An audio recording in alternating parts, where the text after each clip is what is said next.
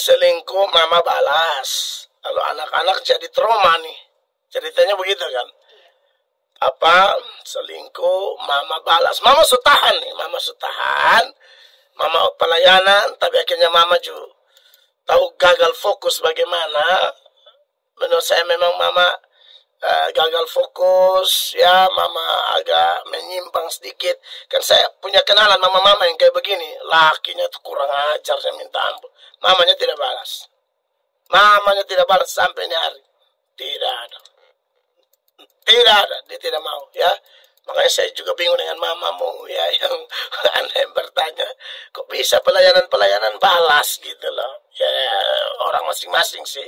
Tapi kalau seharusnya jangan, tapi sudah terjadi. Lalu yang efek lebih parah adalah kepada kalian. Tapi saya tertarik tuh dengan penanya yang mengatakan saya dan adik saya ini sudah komitmen, kami tidak mau jadi seperti orang tua. Harus begitu.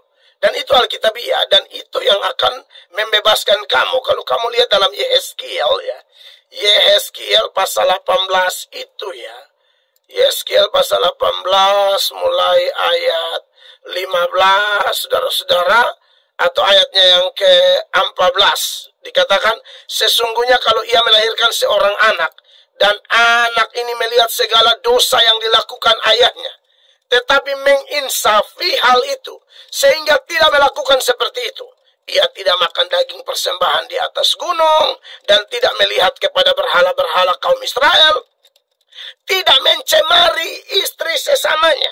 Jadi ini ada contoh yang Tuhan pakai dalam Yehezkiel. Ada anak yang memang lihat orang tuanya bikin banyak dosa, salah satunya suka mencemari istri orang, selingkuh, ya. Tapi anaknya bilang, saya tidak mau seperti dia. Ini anak bagus ini. Ini anak luar biasa, ya. Lalu dikatakan di dalam ayatnya yang ke-17, yang masih kasih contoh lagi, ya. Ini anak akhirnya menjauhkan diri dari dosa-dosa yang dilakukan orang tuanya. Menjauhkan diri dari kecurangan, tidak mengambil bunga, uang atau riba, melakukan peraturanku, ya, di ayat 17, hidup menurut ketetapanku. Orang yang demikian tidak akan mati karena kesalahan ayahnya. Ia pasti hidup. 18. Ayahnya yang melakukan pemerasan, yang merampas sesuatu, yang melakukan hal-hal yang tidak baik di tengah-tengah bangsanya, sungguh ia akan mati karena kesalahannya. Tapi anak lolos. Jadi keputusan Anda itu bagus sekali, penanya. Harusnya begitu.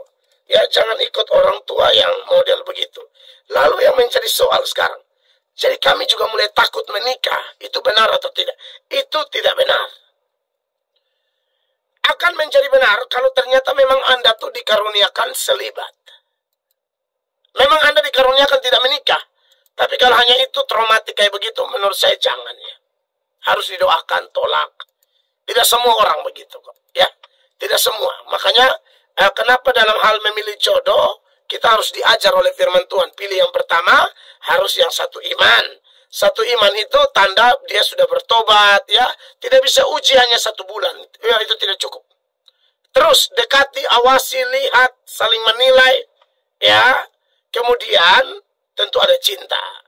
Kemudian selain ada cinta, ada kesiapan sama-sama melayani Tuhan. Saya pikir itu bagus, sangat bagus. Apakah kalau ketemu pasangan begini nanti rumah tangga tidak ada masalah? Ada. Tapi tidak mungkin sampai yang gila-gila begitu, tidak mungkin. Pasti Anda dan pasanganmu kelak yang sudah sesuai yang saya sampaikan tadi akan dipenuhi Roh Kudus dan firman-Nya sehingga kehidupanmu terarah dan memuliakan Allah. Itu, ya. Tuhan berkati. Terima kasih banyak Bapak.